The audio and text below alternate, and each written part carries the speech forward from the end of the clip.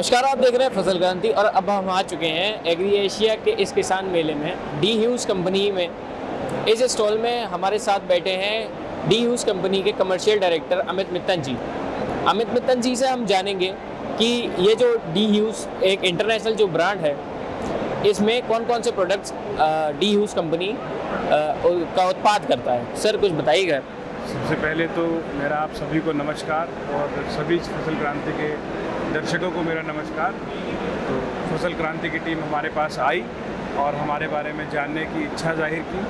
तो D huge जो है हॉलैंड का एक ब्रांड है, नेदरलैंड बेस्ड कंपनी है। सन 1911 में हमारी शुरुआत हुई और premix, complete feed, speciality feeds, ये सब प्रोडक्ट्स हम बनाते हैं। Swine feed, poultry feed, aqua feed, kettle feed, ये सब स्पीशीज़ के लिए हम प्रोडक्ट बनाते हैं। इंडिया में हमारी शुरुआत 2017 में हुई और धीरे धीरे बढ़ते हुए हम अभी आज गुजरात तक पहुँचे हैं और तकरीबन 6 स्टेट्स में हम अभी ऑपरेट कर रहे हैं। आने वाली 1 अक्टूबर को हमारे पहले मैन्युफैक्चरिंग प्लांट का राजपुरा में ग्राउंड ब्रेकिंग होने जा रहा है। तो मैं सभी दर्शकों से रिक्वेस्ट करूंगा कि आप आएँ और उस इवेंट की शोभा बढ़ाएं और हमें प्रोत्साहन दें।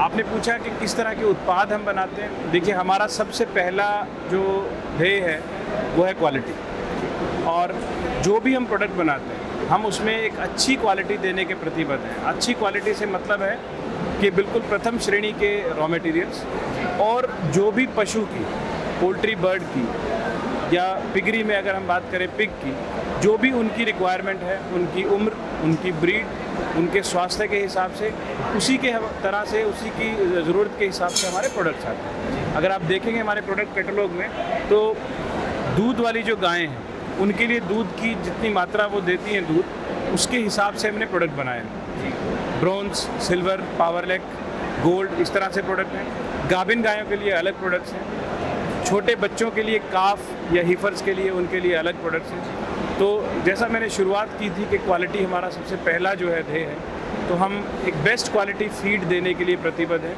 और इसके साथ साथ मैं आपको बताऊं कि डी ह्यूज यूरोप की नंबर 1 फीड कंपनी।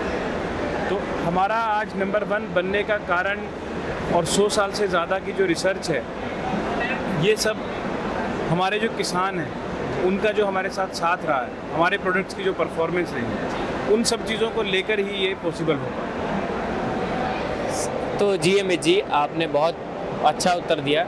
इसी के साथ हम अगला क्वेश्चन मेरा ये है रहेगा आपसे कि डी ह्यूज कंपनी किसानों से किस तरीके से कनेक्ट करती है। डी ह्यूज जो कंपनी है वो एक इंटरनेशनल ब्रांड है, जैसा कि जानते हैं कि इंटरनेशनल ब्रांड है। तो ये कंपनी कैसे किसानों से कनेक्ट करती है इंडिया में, क्योंकि भारत में किसानों को कई तरीक़ों से पता तो है कि प्रोडक्ट्स मिलते हैं फसल के लिए। कई सारे प्रोडक्ट्स ऐसे हैं जो उनकी फसल को बहुत अच्छा उत्पाद देंगे, लेकिन उनसे कनेक्ट नहीं कर पाते हैं वो लोग। तो सर इसके बारे में कुछ बताइए, आपकी कंपनी कैसे करके इसको कनेक्ट करती है किसान। देखिए, हमारा जो काम करने का तरीका है उसमें हमने किसानों को अलग अलग श्रेणी में बांटा है। उनके फार्म साइज़ के हिसाब से, उनके एनिमल्स के हिसाब से। जैसे सबसे पहले species wise dairy, poultry, aqua, swine, इस तरह से। फिर उसके बाद किसका कितना बड़ा फार्म है, कितने एनिमल्स हैं, और फार्म करने का कारण क्या है। दूध मार्केट में सेल करते हैं, खुद कंजम्पशन करते हैं। तो ये इस तरह की कुछ श्रेणियां हमने बनाई हैं, उसके हिसाब से हम उनको रीच आउट करते हैं। और हर सेगमेंट के लिए हमारे पास डेडिकेटेड टीम है। जिस तरह के मानो डेयरी में अगर बड़े फार्म्स हैं तो हमारे पास डेयरी फार्म्स की अलग टीम है। हालांकि हमारे डेयरी फार्म्स के लिए प्रोडक्ट भी अलग हैं, जिसको हम एसफोर्स टेक्नोलॉजी बोलते हैं। अगर रिटेल फार्म्स हैं, छोटे फार्म्स हैं जिनके पास 10, 15, 20 तक पशु हैं, उनकी जो प्रोडक्ट रेंज है, क्योंकि उनका एक चैलेंज रहता है कि वो बहुत सारे प्रोडक्ट्स मिक्स करके या बहुत सारे अलग अलग तरीके से नहीं डाल सकते, क्योंकि 100% डेडिकेटेड नहीं है वो डेयरी फार्मिंग के लिए। साथ में कृषि है या कोई नौकरी करते हैं, बहुत सारी दूसरी एक्टिविटीज़ भी हैं। तो उनका एक सेकेंडरी व्यवसाय है पशुपालन।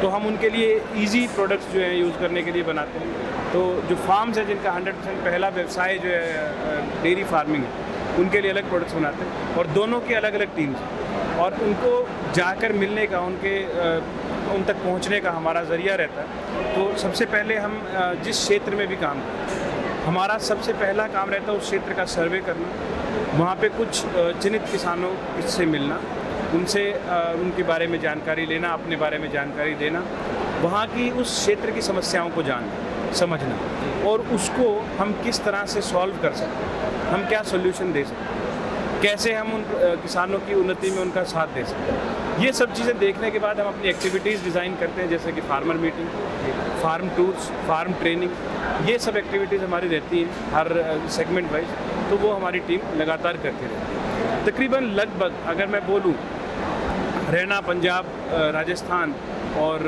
पश्चिमी उत्तर प्रदेश, कुछ पार्ट जम्मू कश्मीर और हिमाचल का, ये सबको मिला के DHUS लगातार तकरीबन 2 लाख से ज़्यादा किसानों से जुड़ी रहती है। डायरेक्टली हम किसान से जुड़ते हैं हमारी टीम जाके, लेकिन अगर उनको हमारा प्रोडक्ट लेना है या उन तक हमारा प्रोडक्ट पहुंचाने का जो माध्यम है वो हम दुकानदार के ज़रिए करते हैं, क्योंकि हर जगह पे अवेलेबिलिटी कराना, तो हर फार्म तक पहुंचाना अभी हमारे लिए पॉसिबल नहीं, तो हम डिस्ट्रीब्यूशन के थ्रू। सर, इसी के साथ हम जानना चाहेंगे कि DHUS कंपनी की USP प्रोडक्ट ऐसा क्या है जो कि DHUS कंपनी को DHUS बनाता है?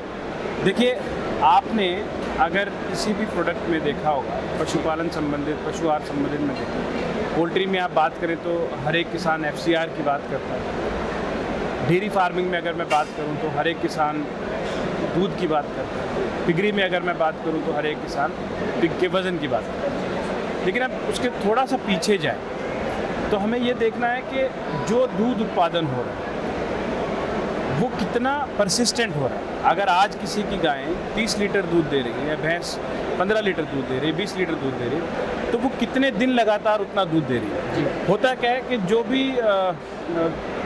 मैं किसी को गलत तो नहीं बोल सकता हूँ, लेकिन जो भी मार्केट में कमज़ोर प्रोडक्ट्स अवेलेबल हैं जो अचानक से दूध में बढ़ोतरी दिखाते हैं, आप देखेंगे कि दूध तो बढ़ जाता है लेकिन वो ज़्यादा दिन तक चलता नहीं है।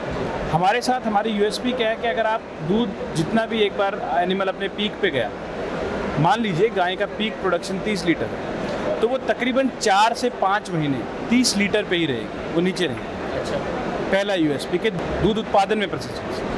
दूसरी चीज़ कि अगर दूध पैदा हो जाता है, दूध उत्पादन हो भी जाता है, तो पशु को रिप्रोडक्शन की बहुत समस्याएं हैं। आपने अक्सर सुना होगा कि पशु रिपीट कर गया, गाभिन नहीं हुआ, तो इस तरह की समस्याएं हैं। अगर आप DHUS के साथ जा रहे हैं तो ये हमारा चैलेंज है। आप कहीं से भी अगर आपको शिकायत मिले तो आप हमें बताइए। कभी भी आपको शिकायत नहीं मिलेगी कि DHUS फीड खाने वाला पशु रिप्रोडक्शन का शिकार हुआ या उस तरह की प्रॉब्लम है, कभी नहीं आती। तो रिप्रोडक्शन की कोई प्रॉब्लम नहीं आती है। तीसरी चीज़ कि आपने अक्सर देखा होगा गांव देहात में आजकल क्या हो रहा है, पशु बहुत कमज़ोर हो रहे हैं जी, रिप्रोडक्शन की समस्याएं आ रही हैं, पशु बहुत कमज़ोर हो रहा है, तो हर 2, 3, 4 ब्यात के बाद किसान को दोबारा से पैसे खर्च के नया पशु लाना पड़ता है जी, ठीक है ना, जो उसके लिए बहुत महंगा साबित हो। तो हमारे साथ आप देखेंगे पशु की सेहत बहुत अच्छी है। हमारी सबसे पहली USP है कि अच्छी सेहत, दूसरी USP है अच्छा रिप्रोडक्शन, हम तीसरी USP बोलते हैं कि अच्छा दूध उत्पादन। क्यों? क्योंकि दूध उत्पादन जो है वो आपके सभी किए गए कामों का रिजल्ट है। मेरे फीड से या मेरे फीड खिलाने से दूध उत्पादन नहीं हो। दूध उत्पादन होगा अच्छी ब्रीड से, दूध उत्पादन होगा अच्छे रखरखाव से, दूध उत्पादन होगा अच्छे फीड मैनेजमेंट से, प्लस उसके बाद फीड का रोल आता है। तो अगर अच्छा फीड है और उसको अच्छे तरीके से खिलाया गया तो अच्छा दूध उत्पादन भी होगा। लेकिन दूध उत्पादन होगा कब? जब पशु गाभिन होगा, पशु ब्याएगा। और रिप्रोडक्शन की समस्याएं कब नहीं आएंगी? जब पशु की सेहत अच्छी रहेगी। तो हम इन चीज़ों पे ध्यान देते हैं। तो डेयरी में अगर हम बात करें, हमारी USP रहती है अच्छी सेहत, अच्छा रिप्रोडक्शन, अच्छा दूध उत्पादन और परसिस्टेंट दूध उत्पादन, मतलब कि लगातार दूध उत्पादन। अगर पोल्ट्री की हम बात करें तो हम FCR देखते हैं, लेकिन FCR जो आ रही है वो कितना खर्च करके आ रही है, बर्ड्स की कितनी मोर्टेलिटी होती है। तो अगर आप DHUS फीड के साथ जाएंगे, हमारी FCR 1.55 से 1.6 आती है।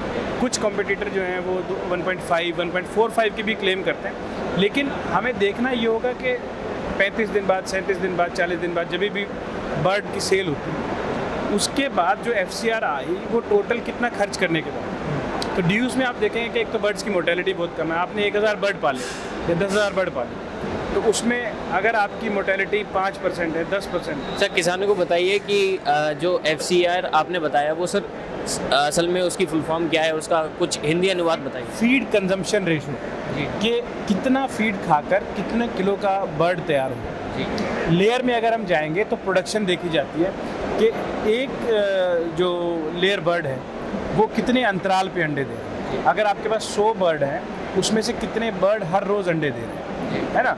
वो 96, 93, 90, 86 ऐसे हर मौसम के हिसाब से, हर फार्म के हिसाब से, बर्ड की एज के हिसाब से चेंज होती रहती है। तो वो प्रोडक्शन लेवल्स देखे जाते हैं। तो वो प्रोडक्शन लेवल्स लाने में आपका खर्च कितना हो वो मैटर करता है। तो हमारे साथ यूएसपी ये है कि हमारे फीड के साथ आपको ब्रॉयलर में मोर्टेलिटी कम मिलेगी, ज़्यादा एडिशनल दवाइयाँ देने की ज़रूरत नहीं पड़ेगी, पानी प्रबंधन के लिए या उसकी बीमारियों के लिए वो ज़रूरत नहीं पड़ेगी। तो आपका ओवरऑल खर्च कम होगा।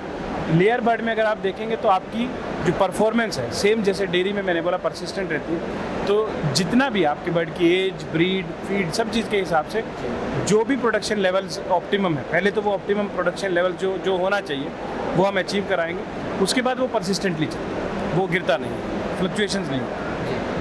क्या सर डीयूज वो हर प्रोडक्ट का उत्पाद करता है जो भारत में पशुपालन में, जिन पशुओं का पशुपालन करते हैं भारत में, क्या उन सब पशुओं के लिए उत्पाद होता है डीयूज की तरफ से?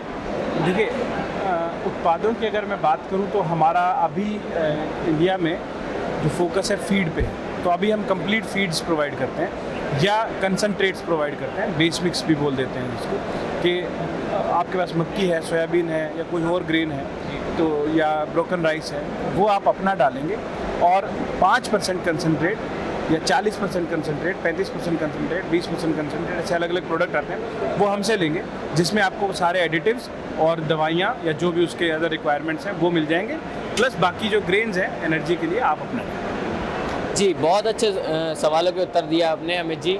इसी के साथ धन्यवाद करते हैं डीयूज कंपनी के कमर्शियल डायरेक्टर अमित मित्तन जी का।